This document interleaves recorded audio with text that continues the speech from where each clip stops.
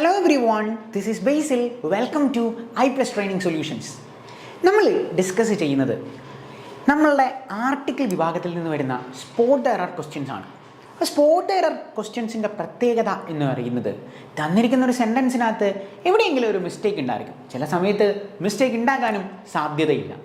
അപ്പം ഈ മിസ്റ്റേക്ക് എന്താണെന്നൊന്നും നമ്മൾ തിരുത്തണ്ട. തന്നിരിക്കുന്ന സെൻറ്റൻസിലെ ആ മിസ്റ്റേക്ക് ഐഡൻറ്റിഫൈ ചെയ്യുക എന്നുള്ളത് മാത്രമാണ് നമ്മളുടെ ലക്ഷ്യം. അതിനായിട്ട് നമ്മൾ ചെയ്യുന്ന പല മെത്തേഡുകൾ ഞാൻ പറഞ്ഞു തന്നു. അതായത് സ്പോട്ട് എറർ ക്വസ്റ്റ്യൻസിലെ ഏറ്റവും പ്രധാനപ്പെട്ട മെത്തേഡ് എന്ന് പറഞ്ഞാൽ you are good at grammar. ഗ്രാമറിൽ ഏറ്റവും മികച്ച അഗ്രഗണ്യരാകണം എന്നുള്ളതാണ് അതിൽ പ്രധാനമായിട്ടും നോക്കേണ്ടത്. ഇനി അങ്ങനെ ഏതെങ്കിലും ഒരു സാഹചര്യത്തിൽ നമുക്ക് ഗ്രാമർ അവിടെ കിട്ടുന്നില്ലെങ്കിൽ പിന്നെ ചെയ്യേണ്ട മെത്തേഡുകൾ ഞാൻ പറഞ്ഞു തന്നിരുന്നു. അതായത് നിങ്ങൾ സ്പോട്ട് എറർ ക്വസ്റ്റ്യൻസ് വായിക്കുമ്പോൾ ഒന്ന് ഉറക്കെ വായിക്കാൻ ശ്രമിക്കുക. അതായത് നമ്മളുടെ ചെവിയിലേക്ക് ഒന്നുകൂടി കേൾക്കുന്നത് പോലെ വായിക്കാൻ ശ്രമിക്കുക.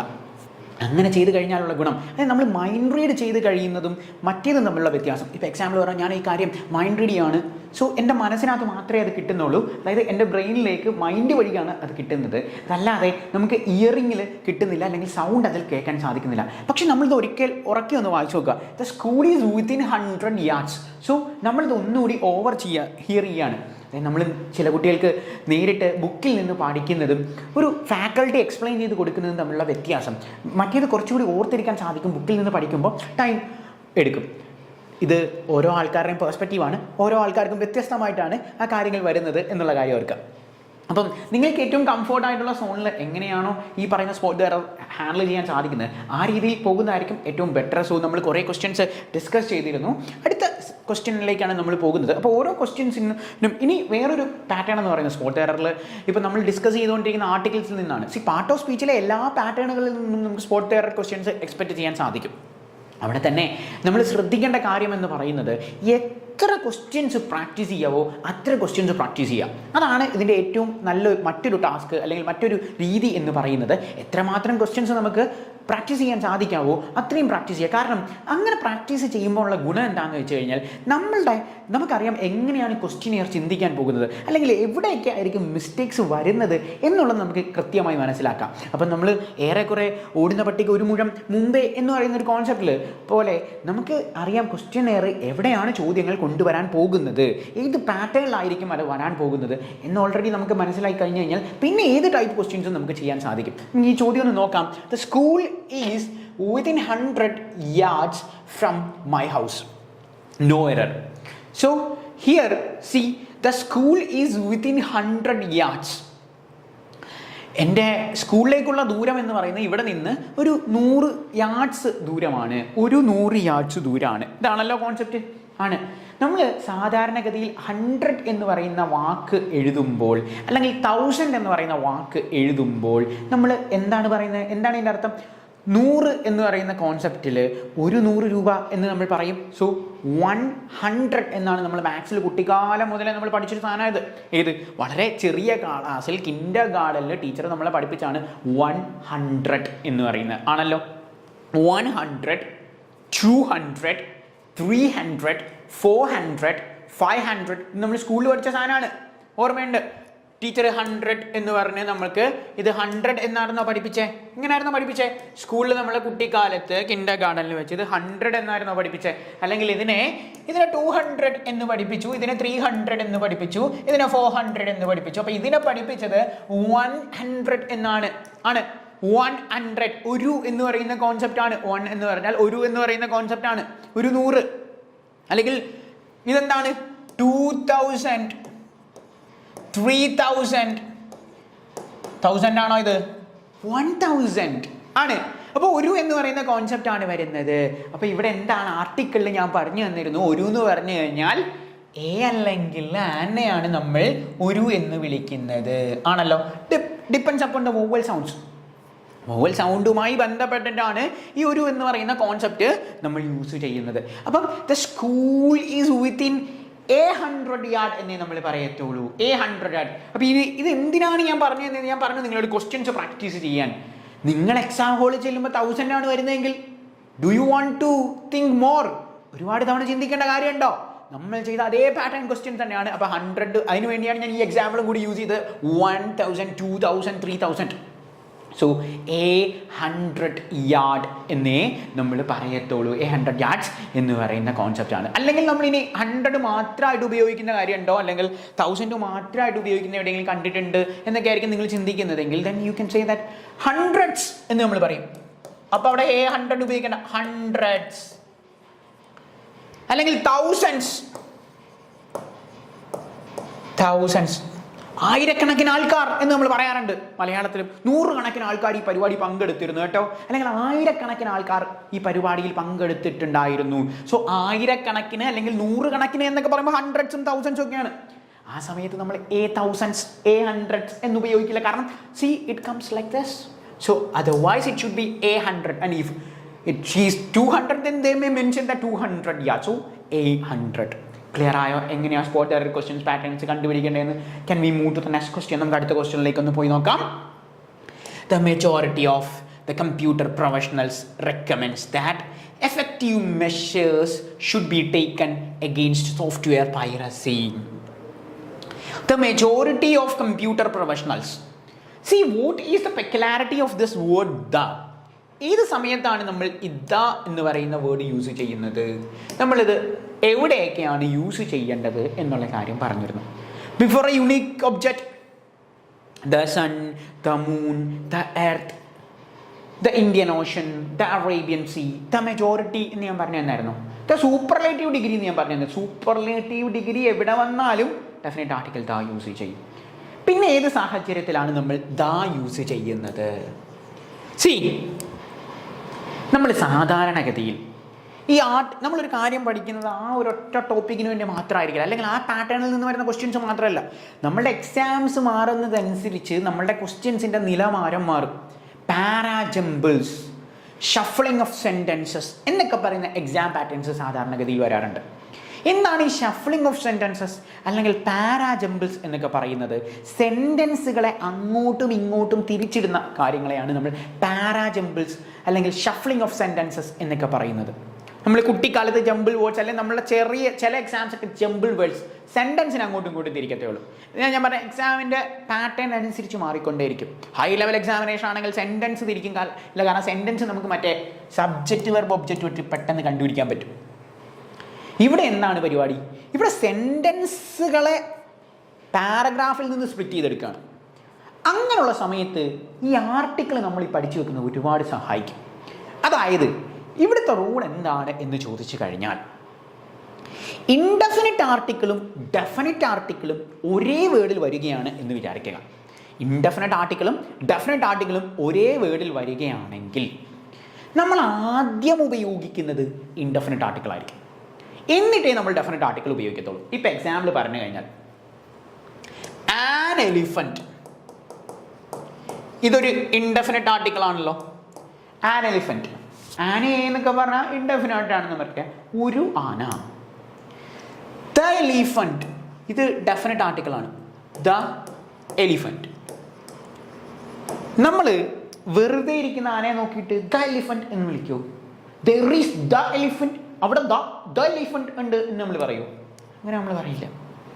നമ്മളിങ്ങനെ പറയും, ദർ ഈസ് ആൻ എലിഫന്റ്, അവിടെ ഒരു എലിഫന്റ് ഉണ്ട് എന്ന് പറയും. പിന്നെ അപ്പം ദ എലിഫന്റ് എന്ന് പറയില്ല എന്ന് പഠിച്ചു, അങ്ങനെ പഠിച്ചു വെക്കാം. ബേസിസ് സാറ് പറഞ്ഞു ദ എലിഫന്റ് എന്ന് പറയില്ല എന്ന് ഞാൻ പറഞ്ഞിട്ടില്ല. അതായത് ഒരു വാക്കിൽ തന്നെ ഇൻഡെഫിനിറ്റ് ആർട്ടിക്കിളും ഡെഫിനിറ്റ് ആർട്ടിക്കിളും കയറി വരും. നമ്മൾ ഒരു വാക്കിൽ തന്നെ ഇൻഡെഫിനിറ്റ് ആർട്ടിക്കിളും ഡെഫിനിറ്റ് ആർട്ടിക്കിളും കയറി വരും. ഇൻഡെഫിനിറ്റ് ആർട്ടിക്കിൾ യൂസ് ചെയ്യും, രണ്ടും ഒരേ പാരഗ്രാഫിൽ വരികയാണെന്ന് വിചാരിക്കുക. അങ്ങനെയാണെങ്കിൽ ഏത് സാഹചര്യത്തിലും ഇൻഡെഫിനിറ്റ് ആർട്ടിക്കിളെ ആദ്യം എഴുതത്തുള്ളൂ. കാരണം എന്ന് വെച്ചാൽ ഡെഫിനിറ്റ് ആർട്ടിക്കിളിൻ്റെ പ്രത്യേകത എന്താ? ഒരു കാര്യത്തെ എടുത്തു പറയാൻ വേണ്ടി മാത്രമാണ് നമ്മൾ ഡെഫിനിറ്റ് ആർട്ടിക്കിൾ ഉപയോഗിക്കുന്നത്. ഒരു കാര്യത്തെ എടുത്തു സൂചിപ്പിക്കാൻ വേണ്ടി, ഇതങ്ങനെയാണ്, ഇതാണല്ലോ എടുത്തു സൂചിപ്പിക്കുക എന്നുള്ള ലക്ഷ്യം കൊണ്ട് നമ്മൾ പറഞ്ഞു ഈ കാര്യം അങ്ങനെയാണ്. നമ്മളൊരു കാര്യത്തെ, ഇപ്പോൾ എക്സാമ്പിൾ നമ്മൾ എലിഫൻറ്റിൻ്റെ കാര്യം തന്നെ പറയാം. നമ്മൾ പറഞ്ഞു അവിടെ ഒരു എലിഫൻ്റ് ഉണ്ടെന്ന് പറഞ്ഞു. there is an elephant, അവിടെ ഒരു എലിഫൻ്റ് ഉണ്ട്. the elephant, കണ്ട ആ നിക്കണ എലിഫൻ്റ് ഇല്ലേ, ആ നിക്കണ ആന എന്ന് പറയുന്നത് മഹാദേവരുടെ അമ്പലത്തിലെ ആനയാണ്. അപ്പം ആദ്യം ഞാൻ എന്ത് പറഞ്ഞു? there is an elephant. അപ്പം അവിടെ ഒരു എലിഫന്റ് ഉണ്ട് എന്ന് പറഞ്ഞു ആണ്. സോ പിന്നീട് ഞാൻ എന്താ ഉപയോഗിച്ചത്, ദ എലിഫന്റ്, അവിടെ നിൽക്കണ ആന, ആ ആനയെ കുറിച്ചാണ് പറയുന്നത്. അപ്പൊ എടുത്തു പറയണം. അപ്പൊ എടുത്തു പറയുന്നതിന് മുമ്പ് എനിക്ക് ആദ്യം ഈ കാര്യത്തെക്കുറിച്ച് പറയണം. ആദ്യം ഈ വിഷയത്തെക്കുറിച്ച് പറഞ്ഞാൽ മാത്രമേ ഒരു കാര്യത്തെ നമുക്ക് എടുത്തു പറയാൻ പറ്റൂ. The word itself is the definite. Definite എന്ന് പറഞ്ഞാൽ ഒരു കാര്യത്തെ എടുത്തു സൂചിപ്പിക്കുകയാണ്. ഡെഫിനിറ്റ് ആണ്. മറ്റേ സിനിമയിലെ ഡയലോഗ് വെച്ച് നമുക്കത് യൂസ് ചെയ്യാം. ഒരു കാര്യത്തെ എടുത്തു പറയുന്നതിന് നമ്മൾ പറയുന്നതാണ് ഡെഫിനിറ്റ് ആർട്ടിക്കിൾ. അപ്പൊ ഇവിടെ നോക്കുക, ഈ question, why do we talking like this or why do we are discussing like this? Because see, here the majority of the computer professionals, they are talking about the majority of the computer professionals, and the majority of the computer professionals recommends that effective measures should be taken against software piracy. The majority of the computer professional recommends that the effective measures should be taken. So നമ്മൾ ഇവിടെ definite article താ use ചെയ്യേണ്ട കാര്യമില്ല. കാരണം എന്താ, അവരെക്കുറിച്ച് ഇതിനു മുമ്പ് നമ്മൾ പറഞ്ഞിട്ടില്ല. നമുക്ക് ജസ്റ്റ് എ മെജോറിറ്റി എന്നുള്ള കാര്യം അവിടെ മെൻഷൻ ചെയ്താൽ മതി. A majority of computer professionals recommends. ഒരു മെജോറിറ്റി, കമ്പ്യൂട്ടർ പ്രൊഫഷണൽസിൻ്റെ ഒരു മെജോറിറ്റി റെക്കമെൻഡ് ചെയ്യുന്നത് ഇങ്ങനെയാണ്. ഇതാണല്ലോ നമ്മൾ മലയാളത്തിൽ പറഞ്ഞത്. സി, കമ്പ്യൂട്ടർ പ്രൊഫഷണൽസിൻ്റെ ഒരു മെജോറിറ്റി റെക്കമെൻഡ് ചെയ്യുന്നത് effective measures should be taken against software piracy. Software പൈറസിക്കെതിരെ എഫക്റ്റീവ് മെഷേഴ്സ് എടുക്കണമെന്ന് ഒരു വിഭാഗം, ഒരു മെജോറിറ്റിയായ ഈ പറയുന്ന നമ്മളുടെ കമ്പ്യൂട്ടർ പ്രൊഫഷണൽസ് പറയുന്നു. അവരെക്കുറിച്ച് ഇതിനു മുമ്പ് പറഞ്ഞിട്ടില്ല. അവരെക്കുറിച്ച് ഇതിനു മുമ്പ് പറയാത്ത സ്ഥിതിക്ക് you don't want to use definite article. So now it's clear that where do we use this definite article? Where do we use this indefinite article? So a majority in നമ്മൾ പറയത്തുള്ളൂ. And you understand the rule regarding the para, jumbles and shuffling sentences. When this indefinite article and definite article comes together, you have to give the preference to the indefinite article in the first sentence. Then only you can write the definite article if it comes in the same word. I am talking about the same word. ഞാൻ ഒരേ വാക്കിൽ ഇൻഡെഫിനിറ്റും ഡെഫിനിറ്റും കയറി വരുന്നതിനെ കുറിച്ചാണ് നിങ്ങളോട് discuss ചെയ്തത്. So can we move to the next question. അതുകൂടി നമ്മൾ ശ്രദ്ധിക്കുക. നമ്മളൊരു ക്വസ്റ്റ്യൻ പഠിക്കുമ്പം അതുമായി ബന്ധപ്പെട്ടിട്ട് എന്തൊക്കെ പാറ്റേൺ ക്വസ്റ്റ്യനുകളാണ് വരുന്നത് എന്നുള്ള കാര്യം കൂടി അവിടെ നിന്ന് ഡിസ്കസ് ചെയ്യുക. So we are moving to the next question. The famous doctor Chandra is only dentist in our village. So ഇവിടെ നമ്മൾക്ക് എന്താണ് പറയാനുള്ളത്? ഫേമസ് ഡോക്ടർ ചന്ദ്ര ഒരാളെ കുറിച്ച് പറയാണ്. ദ ഫേമസ് ഡോക്ടർ ചന്ദ്ര ഒരാളെ കുറിച്ച് എടുത്തു പറയാണ്. So we are calling the famous doctor Chandra is only dentist in our village. വായിച്ച് കഴിയുമ്പോൾ തന്നെ നമുക്ക് ആക്ച്വലി ഇവിടെ ഗ്രാമർ റൂളൊന്നും അറിയില്ലെങ്കിലും ഞാൻ നേരത്തെ പറഞ്ഞ ഓവർ ഹിയർ കഴിയുമ്പോൾ നമുക്ക് അവിടെ കാറ്റാൻ കിട്ടും. C, the famous Dr. Chandra is only dentist in our village. Do we want to say like that? The famous Dr. Chandra is the only dentist. He is the only dentist. പുള്ളി മാത്രമേ ഉള്ളൂ. Superlative ആണ്.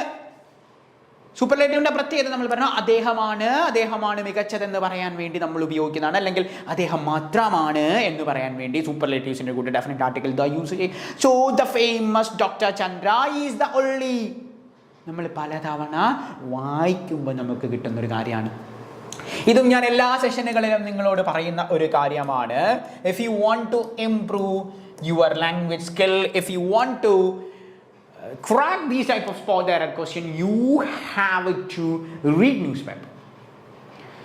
Otherwise you want to watch movies or Netflix series or Amazon series with subtitle. Why?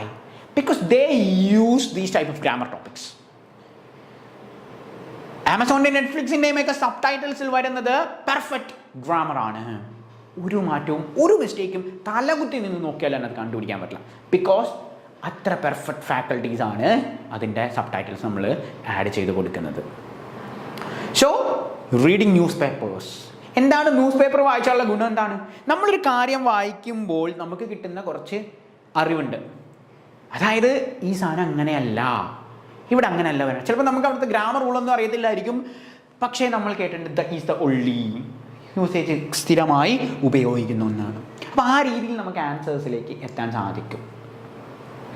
Well, so we are moving to the Next question. This candidate lacks an experience. Otherwise, he is a well qualified.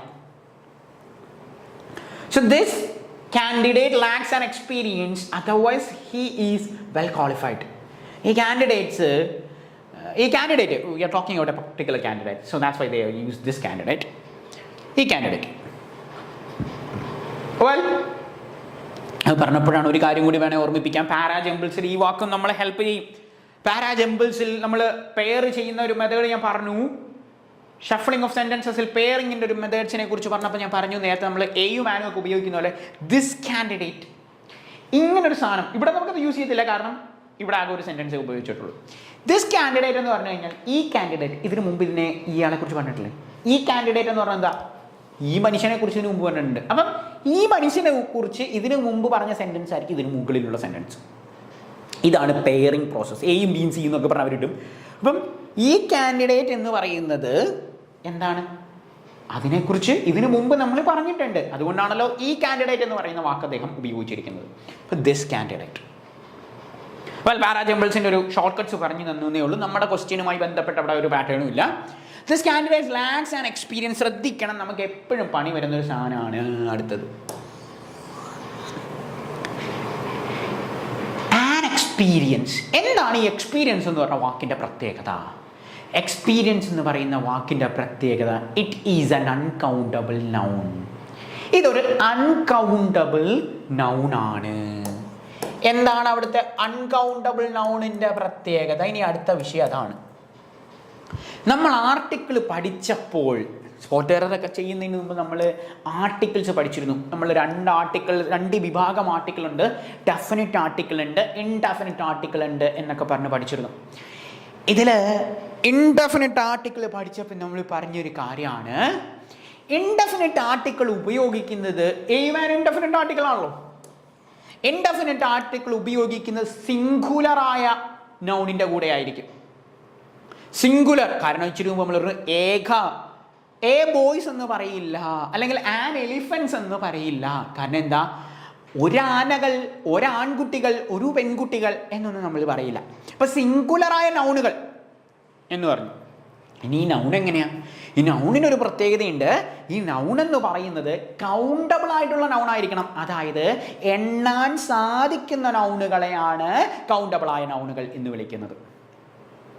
എണ്ണാൻ സാധിക്കുന്ന നൗണുകളെയാണ് countable nouns എന്ന് വിളിക്കുന്നത്. Example പറഞ്ഞു കഴിഞ്ഞാൽ, ഇപ്പം example പറഞ്ഞാൽ, അമ്മേ ഒരു പഞ്ചാര എനിക്കിങ്ങ് എടുത്ത് തരൂ എന്ന് നമ്മൾ പറയില്ല. കാരണം പഞ്ചസാര എണ്ണാൻ സാധിക്കില്ല, അൺകൗണ്ടബിൾ നൗൺ ആണ്. അൺകൗണ്ടബിൾ നൗണുകൾ പ്ലൂറൽ ആകാറില്ല. ഇത് വേറെ റൂളാണ്, കോൺകൗണ്ടബിൾ റൂളാണ്. ഷുഗേഴ്സ് എന്ന് പറയില്ല, ഷുഗർ. വുഡ്സ് എന്ന് പറയില്ല, വുഡ് എന്നേ പറയൂ. ഇപ്പം നിങ്ങൾ കേട്ടോ, ഞങ്ങൾ കേട്ടിട്ടുണ്ടല്ലോ വുഡ്സ് എന്നുള്ളത്. ആണല്ലോ. Woods are lovely dark and deep. ഇംഗ്ലീഷിലെ ഏറ്റവും പ്രധാനപ്പെട്ട ഒരു കവിതയാണ് വുഡ്സ് ആർ. അപ്പോൾ വുഡ്സ് എന്ന് പറഞ്ഞിട്ടുണ്ട്. ഇച്ചിരി മുമ്പ് സാറല്ലേ പറഞ്ഞേ വുഡ്സ് എന്ന് പറയില്ല എന്നുള്ളത്. വുഡ്സ് എന്ന് യൂസ് ചെയ്യും. എന്താ പ്രത്യേകത? നമ്മൾ ഉദ്ദേശിച്ച ഈ തടിയുടെ വുഡ് അല്ല ഇത്. തടിയുടെ വുഡാണ്, അതൊരു അൺകൗണ്ടബിൾ നൗൺ ആണ്. അതിൻ്റെ കൂടെ കയറി എസ് ഉപയോഗിക്കത്തില്ല. ഈ വുഡ്സിൻ്റെ അർത്ഥം കാട് എന്നാണ്. കാട് കാണാൻ എന്ത് സൗന്ദര്യമാണ് എന്നാണ് വേർഡ്സ്വർത്ത് അവിടെ പറയുന്നത്. വെൽ, സോ കാട് കാണാൻ എന്ത് സൗന്ദര്യമാണ് എന്നുള്ള കോൺസെപ്റ്റാണ് അവിടെ ഉപയോഗിക്കുന്നത്. അപ്പം ഈ വുഡ് എന്ന് പറഞ്ഞാൽ അൺകൗണ്ടബിൾ നൗൺ ആണ്. അപ്പം അൺകൗണ്ടബിൾ നൗണിൻ്റെ കൂടെ, അപ്പം അൺകൗണ്ടബിൾ നൗൺ നമുക്ക് ഒരു എന്ന് പറയാൻ പറ്റില്ലല്ലോ. ഒരു പഞ്ചസാര, ഒരു ഉപ്പ്, ഇങ്ങനെയൊന്നും പറയാൻ പറ്റില്ല എന്ന് നമുക്കറിയാം. ആണല്ലോ. അപ്പം ഒരു വെള്ളം ഇങ്ങെടുത്തേ, we can use that. Well, അപ്പം ഒരു എന്ന് പറയുന്ന കോൺസെപ്റ്റ് പറയും. നമ്മൾ 100 പഠിച്ചപ്പോൾ പറഞ്ഞിരുന്നു 100 ആണല്ലോ. സോ ഒരു എന്ന് പറഞ്ഞ കോൺസെപ്റ്റ് ഉപയോഗിക്കാൻ പറ്റില്ല എന്ന് പറഞ്ഞു കഴിഞ്ഞാൽ എയും ആനും അവിടെ ഉപയോഗിക്കാൻ പറ്റില്ല. അൺകൗണ്ടബിൾ നൗണിന്റെ കൂടെ എയും ആനും ഉപയോഗിക്കാൻ പറ്റില്ല. ഇവിടെ എക്സ്പീരിയൻസ് എന്ന് പറഞ്ഞാൽ ഒരു അൺകൗണ്ടബിൾ നൗൺ ആണ്. അവർ കൊണ്ടുതാൻ ഈ സായിട്ട് എഴുതി വെച്ചേക്കുന്നു an experience. There is no such word. അങ്ങനെ ഉപയോഗിക്കത്തില്ല. ഇനി റിപ്പീറ്റ് അടിച്ച് കയറി വരുന്നൊരു സാധനം ഇതിനകത്ത് അഡ്വൈസ്. കേൾക്കുമ്പോൾ ഒരു പ്രശ്നവും നമുക്കുള്ളതായിട്ട് തോന്നില്ല. കാരണം നമ്മൾ മലയാളത്തിൽ ഉപയോഗിക്കുക, എനിക്കൊരു ഉപദേശം തരുമോ എന്നുള്ളത് നമ്മൾ മലയാളത്തിൽ ഉപയോഗിക്കും. മലയാളത്തിലെ ഗ്രാമർ അതിൽ ശരിയാണോ തെറ്റാണോ എന്ന് എനിക്കറിയില്ല. I'm not good at Malayalam grammar. Well, so മലയാളത്തിൽ നമ്മൾ സാധാരണഗതിയിൽ ഉപയോഗിക്കാറുള്ളതാണ് എനിക്കൊരു ഉപദേശം തരാമോ. ഇംഗ്ലീഷിൽ കയറിയിട്ട് എനിക്കൊരു ഉപദേശം തരാമോ എന്നൊക്കെ പറഞ്ഞ് നമ്മൾ മലയാളം പഠിച്ച് എന്നാ പിന്നെ എഴുതിക്കോട്ടെ. പ്ലീസ്, കുറച്ച് റിക്വസ്റ്റ് ഒക്കെ അയക്കാം. ഒരു ഉപദേശമാണല്ലോ നമ്മൾ ചോദിക്കുന്നത്. പ്ലീസ് ഗീവ്, തരൂ എന്നുള്ള give me an advice. Question വരുവാണ്, please give me an advice. എന്താ പ്രശ്നം? വളരെ കൈൻഡ് ആയിട്ടാണ് ചോദിച്ചിരിക്കുന്നത്. ഗീവ് ഉണ്ട്, മീ ഉണ്ട്, ആൻ അഡ്വൈസ് ഉണ്ട്. ഒരു തെറ്റുമില്ല. നാലാമത്തെ ഓപ്ഷൻ എന്താ? നോ എറർ കിടപ്പുണ്ട്. അപ്പൊ തന്നെ നമ്മൾ സ്പോട്ടിൽ കയറി അടിക്കും. നാലാമത്തെ ഓപ്ഷൻ ആണ്. ഇതുവരെ എന്തുകൊണ്ടാണ് നോ എറർ വരാഞ്ഞെന്ന് പറഞ്ഞ് വിഷമിച്ചിരിക്കുകയായിരുന്നു ക്വസ്റ്റ്യൻ പേപ്പറിൽ. ഇപ്പൊ നോ എറർ വന്ന് ഗീവ് മീ ആൻ അഡ്വൈസ് എന്ന് പറഞ്ഞ് നോ എറർ എഴുതി കഴിഞ്ഞാൽ അപ്പം നമ്മുടെ മാർക്ക് അവിടെ അങ്ങ് പോയി കിട്ടും. കാരണം എന്താ? മലയാളത്തിൽ നമ്മൾ പറയും എനിക്കൊരു ഉപദേശമൊക്കെ തരാവോ എന്നൊക്കെ ചോദിക്കും. ഇംഗ്ലീഷിൽ ഗീവ് മീ ആൻ അഡ്വൈസ് എന്ന് പറഞ്ഞാൽ പൊട്ട തെറ്റാണ്. കാരണം അഡ്വൈസ് എന്ന് പറഞ്ഞാൽ നമ്മൾ നേരത്തെ ഡിസ്കസ് ചെയ്ത പോലെ ഒരു അൺകൗണ്ടബിൾ നൗൺ ആണ്. അഡ്വൈസ് എന്ന് പറഞ്ഞാൽ ഒരു അൺകൗണ്ടബിൾ നൗൺ ആണ്. അൺകൗണ്ടബിൾ നൗൺസിന്റെ കൂടെ നമ്മൾ ഇച്ചിരി മുമ്പ് പറഞ്ഞു എഴുതാൻ ഉപയോഗിക്കത്തില്ല. ഇനി ഈ സാധനം വേറെ സ്ഥലത്തും കയറി വരും. അഡ്വൈസസ് എന്നൊക്കെ പറഞ്ഞങ്ങ് തരും. നമ്മൾ ശരിയാണല്ലോ, ഉപദേശങ്ങൾ ഉണ്ടോ അങ്ങനെ ഒരു വേർഡ്? ഇംഗ്ലീഷിൽ അങ്ങനെ ഒരു വേർഡ് ഇല്ല. അഡ്വൈസസ് എന്നൊന്നും നമ്മൾ യൂസ് ചെയ്യില്ല. Because advice means it is an uncountable noun. ഈ സാധനം വേറെ ഒരെണ്ണം വരും, ഫിഷ്. കാണുമ്പോൾ നമുക്ക് ഒരു വിഷയമായിട്ടും നമ്മൾ ഉച്ചയ്ക്ക് ഇന്ന് കുറെ മീനും കഴിച്ച ഫിഷ് എന്ന് പറഞ്ഞു കഴിഞ്ഞാൽ it is an uncountable noun. ഫിഷിന് പ്ലൂറലായ കോൺസെപ്റ്റ്സ് ഒന്നും വരില്ല. ഫിഷസ് എന്ന് പറഞ്ഞ വേർഡൊന്നും ഇല്ല. ഫിഷ്. ഇതാണ് അവിടുത്തെ പാറ്റേൺ. അപ്പൊ ഇങ്ങനെ കുറെ വാക്കുകളുണ്ട്. നൗൺസിനകത്ത് ഡീറ്റെയിൽ ആയിട്ട് പഠിക്കേണ്ട കുറച്ച് വാക്കുകളുണ്ട്. അതെടുത്ത് നോക്കിക്കോണം. ആ വാക്കുകൾ വളരെ പ്രധാനപ്പെട്ടതാണ്. അതായത് അൺകൗണ്ടബിൾ നൗൺ. കാരണം ഇത് നൗണിൽ നിന്ന് കയറി ചോദിക്കുമ്പോഴല്ല വിഷയം വരുന്നത്. വിഷയം നമുക്ക് വരുന്ന ആർട്ടിക്കിൾ കയറി കളിക്കും. അത് നൗണിൽ നമ്മൾ കൗണ്ടബിൾ നൗൺ, അൺകൗണ്ടബിൾ നൗൺ എന്നൊക്കെ പറഞ്ഞ് ഡിസ്കസ് ചെയ്ത് പഠിച്ചപ്പോൾ നമ്മൾ ഇതൊക്കെ എന്തിനാ പഠിക്കുന്നത് എന്ന് നമുക്ക് തോന്നി. പക്ഷേ ഇവിടെ എന്തിനാണ് അൺകൗണ്ടബിൾ നൗൺ ഡിസ്കസ് ചെയ്യുന്നത് അല്ലെങ്കിൽ കൗണ്ടബിൾ നൗൺ ഡിസ്കസ് ചെയ്യുന്നത് എന്ന് ചോദിച്ചു കഴിഞ്ഞാൽ, ബിക്കോസ് ആർട്ടിക്കിളിന്റെ പ്രധാനപ്പെട്ട റൂള് ഇൻഡെഫിനിറ്റ് ആർട്ടിക്കിളായ എയുമാനും നമ്മൾ ഉപയോഗിക്കുന്ന പാറ്റേൺ എന്ന് പറയുന്നത് എന്തിന്റെ മുൻപിലാണ്? ഈ പറയുന്ന നമ്മളുടെ അൺകൗണ്ടബിൾ നൗണിന്റെ കൂടെ ഉപയോഗിക്കത്തില്ല. നമ്മൾ കൗണ്ടബിൾ നൗണിന്റെ കൂടെ ഉപയോഗിക്കുള്ളൂ. അപ്പൊ പിന്നെ നമ്മൾ എന്തോ പറയും, എനിക്കൊരു അഡ്വൈസ് വേണം. എന്ത് ചെയ്യും ഞാൻ? എനിക്ക് ഒരു ഉപദേശം വേണം. അപ്പൊ നമ്മൾ സാധാരണഗതിയിൽ യൂസ് ചെയ്യുന്നത് give me a piece of advice. ഇതാണ് പാറ്റേൺ. അപ്പൊ ഗിവ് മീ ആൻ അഡ്വൈസിന് പകരം ആക്ച്വലി കറക്റ്റ് നമുക്ക് എന്തായാലും സെന്റൻസ് ക്രിയേറ്റ് ചെയ്തല്ലേ പറ്റൂ. മലയാളത്തിൽ ഇങ്ങനെ ഒരു സെന്റൻസ് ഉണ്ടെങ്കിൽ നമുക്ക് ഇംഗ്ലീഷിലും അത് ഉപയോഗിച്ചേ പറ്റൂ. ആണ്. കാരണം ലാംഗ്വേജ് എന്ന് പറഞ്ഞാൽ the basic principle of language അല്ലെങ്കിൽ ബേസിക് കോൺസെപ്റ്റ് എന്ന് പറഞ്ഞു കഴിഞ്ഞാൽ കമ്മ്യൂണിക്കേഷൻ ആണ്. അപ്പം നമുക്കിനി ഒരു ഉപദേശം ചോദിക്കാൻ പറ്റിയില്ലെങ്കിൽ പിന്നെ എന്താ ആ ലാംഗ്വേജ് പഠിക്കുന്നത് കൊണ്ട് ഗുണം? അപ്പോൾ ലാംഗ്വേജിലെ സ്ട്രക്ചർ മാറുന്നേ ഉള്ളൂ. ലാംഗ്വേജിൽ ചോദിക്കാനൊക്കെ പറ്റും. ഗീവ് മീ അഡ്വൈസ് എന്ന് ചോദിക്കില്ല, give me a piece of advice. This is the pattern.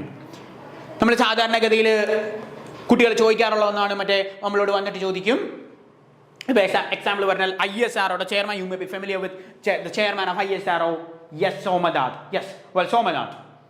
Okay, so they may ask questions like in your examination they may ask questions like Somanath എത്രാമത്തെ ISROയുടെ ചെയർമാനാണ്?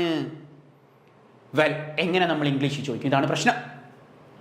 ഇംഗ്ലീഷിൽ എങ്ങനെ ചോദിക്കും? സോമനാഥ് എത്രാമത്തെ ISROയുടെ ചെയർമാനാണ്? എന്തായാലും ചോദിച്ചല്ലേ പറ്റൂ. So how can we ask this question? ഇതാണ് ഇവിടെ നമ്മൾ ഫേസ് ചെയ്യുന്ന ഒരു ടാസ്ക്. സോ അതിൽ നമ്മൾ ചോദിക്കുന്നത് ഇങ്ങനെയാണ്, what is the chronological order? So chronological order ആണ് ഈ pattern. What is the chronological order of Somanath among the chairman of ISRO? ISROയുടെ എത്രാമത്തെ ചെയർമാനാണ് Somnath? എത്രാമത്തെയാ? 10ാമത്തെ. You may be familiar with that. So this is the pattern there. So we are moving to the next question. The next question. So here we can't use an experience. That you understand why. Well, so we are moving to the next question. A person I met in the theater was the playwright himself. Well, no error. So this they may ask, a person I met in the theater was the playwright himself. ഒരു വ്യക്തിയെ ഞാൻ പരിചയപ്പെട്ടു തിയേറ്ററിൽ വെച്ച്. അയാൾ play right himself ആണ്. നേരത്തെ പരിചയപ്പെട്ട വ്യക്തിയാണ്. അതുകൊണ്ടാണല്ലോ നമ്മൾ അയാളെ കുറിച്ച് എടുത്തു പറഞ്ഞത്. നമ്മൾ എടുത്തു പറയാൻ കാരണം എന്താ? നമ്മളിത് ഒരാളെ കുറിച്ച് എടുത്തു പറയാണ്. എന്ത്? നമ്മൾ ഇച്ചിരി മുമ്പ് ആനയെ കുറിച്ച് പറഞ്ഞിരുന്നു. എന്താ പറഞ്ഞേ? ആന, ആ ആനയല്ലേ, ആ നിൽക്കുന്ന ആന, ആ ആന എന്ന് പറയുന്നത് മഹാദേവരുടെ അമ്പലത്തിലെ ആനയാണ്. നമ്മൾ ഇച്ചിരി മുമ്പ് പറഞ്ഞതാണ്. അവിടെ ഒരു ആനയുണ്ട് എന്ന് പറഞ്ഞപ്പോൾ നമുക്കൊന്നും പറയേണ്ട കാര്യമില്ല. കാരണം എന്താ? ആ ആനയെ കുറിച്ച് നമ്മൾ എടുത്തു പറയണില്ല. അവിടെ ഒരു ആനയുണ്ട്, നമ്മൾ ചുമ്മാ പറഞ്ഞു. അവിടെ ഒരു ആൺകുട്ടി ഉണ്ട്, നമ്മൾ ചുമ്മാ പറഞ്ഞു. അവിടെ ഒരു പെങ്കൊച്ചുണ്ട്, ഇത് നമ്മൾ ചുമ്മാ പറയാണ്. ഒരു സ്റ്റേറ്റ്മെന്റ് ആണ്, നമ്മൾ എടുത്തൊന്നും പറയുന്നില്ല. അവിടെ ഒരു റൈറ്റർ ഉണ്ട്. ഓക്കെ, ഇതല്ല വിഷയം. ഇവിടുത്തെ വിഷയം എന്താണ്? നമ്മളിവിടെ എന്താ പറയുന്നത്? അവിടെ നിൽക്കുന്ന ആ പേഴ്സൺ ആര്? ഇന്നലെ ഞാൻ കണ്ടുമുട്ടിയില്ലേ ആ പേഴ്സൺ, ആ വ്യക്തിയെ കുറിച്ചാണ് പറഞ്ഞത്. A person I met in the theatre was the player himself. ഞാൻ തിയേറ്റർ വെച്ച് കണ്ട ആ മനുഷ്യനില്ലേ, ആ മനുഷ്യൻ ഒരു മനുഷ്യനല്ല. ഞാൻ തിയേറ്ററിൽ വെച്ച് ഒരു മനുഷ്യനെ കണ്ടു. ഓക്കെ, കുഴപ്പമില്ല. ആ മനുഷ്യൻ ഇങ്ങനെയല്ലേ ഉപയോഗിക്കുന്നത്? ഞാൻ തിയേറ്ററിൽ വെച്ച് കണ്ട ആ മനുഷ്യൻ. സോ ആ മനുഷ്യൻ എന്ന് പറയുമ്പോൾ നമ്മൾ ഉപയോഗിക്കുന്നത് ഡെഫിനറ്റ് ആർട്ടിക്കിൾ ദായാണ് എന്നുള്ള കാര്യം ഓർത്തുകൊള്ളുക. ഇപ്പൊ നിങ്ങൾ പാരാജമ്പിൾസിന് ശ്രദ്ധിച്ചോണം. അവിടെ ഒരു മനുഷ്യനുണ്ട് എന്ന് നമ്മൾ പറയാണ് എന്ന് ചോദിക്കുക. അങ്ങനെയാണ്. ഓക്കെ, അവിടെ ഒരു മനുഷ്യനുണ്ട്. ആ മനുഷ്യൻ എന്നാണ് നമുക്ക് കൊടുക്കേണ്ടത്. The person I met in the theatre. ഞാൻ കണ്ടുമുട്ടിയ ആ മനുഷ്യൻ, the person I met in the theatre was the playwright himself. So ഇവിടെ അയാളെ കുറിച്ച് നമ്മൾ എടുത്തു പറയണം. അപ്പൊ ഞാൻ കണ്ടുമുട്ടിയ ആ മനുഷ്യൻ എന്ന് പറയുന്നത് ആരാണ്? തിയേറ്ററിൽ വെച്ച് ഞാൻ കണ്ടുമുട്ടിയ ആ മനുഷ്യൻ പ്ലേ റൈറ്റ് ആണ് എന്നുള്ള കാര്യം. അപ്പോൾ ഒരാളെ കുറിച്ച് എടുത്തു പറയുമ്പോൾ ഡെഫിനറ്റ് ആർട്ടിക്കിളുടെ പേര് തന്നെ സൂചിപ്പിക്കുന്നത് അങ്ങനെയാണ്. ഒരു കാര്യത്തെക്കുറിച്ചോ, ഒരു വ്യക്തിയെക്കുറിച്ചോ, ഒരു വസ്തുവിനെ കുറിച്ചോ നമ്മൾ എടുത്തു സൂചിപ്പിക്കുകയാണ്. നമ്മൾ ഇന്നലെ കണ്ടതാണ്, നമ്മൾ ഒരു കാര്യത്തെ കുറിച്ച് എടുത്തു സൂചിപ്പിക്കുകയാണ് എന്ന് പറയുകയാണ് എങ്കിൽ അവിടെ നമ്മൾ ഉപയോഗിക്കേണ്ടത് ഇൻഡെഫിനിറ്റ് ആർട്ടിക്കിൾ അല്ല. കാരണം ഇൻഡെഫിനിറ്റ് ആർട്ടിക്കിൾ ഉപയോഗിക്കേണ്ടത് ഏതാണെന്ന് കഴിഞ്ഞ ക്വസ്റ്റ്യനുകളിൽ നമ്മൾ ഡിസ്കസ് ചെയ്തിരുന്നു. സോ കൗണ്ടബിൾ നൗൺ സിംഗുലർ ആണെങ്കിലാണ് നമ്മൾ ഇൻഡെഫിനിറ്റ് ആർട്ടിക്കിൾ ഉപയോഗിക്കുന്നത്. ഇവിടെ നമുക്കൊരു കാര്യത്തെക്കുറിച്ച് എടുത്തു പറയുകയാണ് വേണ്ടത്. സോ എടുത്തു പറയുകയാണെങ്കിൽ ഡെഫിനറ്റ് ആർട്ടിക്കിൾ ദായാണ് യൂസ് ചെയ്യേണ്ടത് എന്നുള്ള കാര്യം ഓർത്തുകൊള്ളുക. So do practice. That's all. Thank you. By.